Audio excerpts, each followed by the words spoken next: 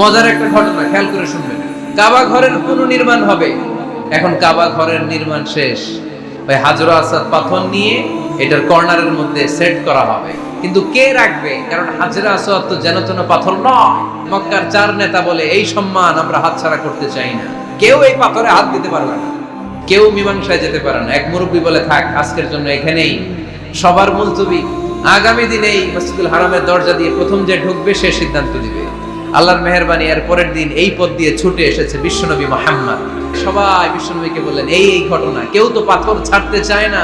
বিশ্বনবী বললেন, কই পাথর?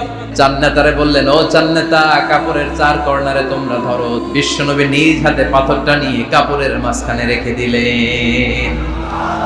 এবার বিশ্বনবী আগে আগে যায়, কাবার কাছে যে বিশ্বনবী আবার নিজ হাতে পাথরটা তুললেন, আবার নিজ হাতে কাবার ভেতরে রেখে দিলেন। পড়েন সুবহানাল্লাহ।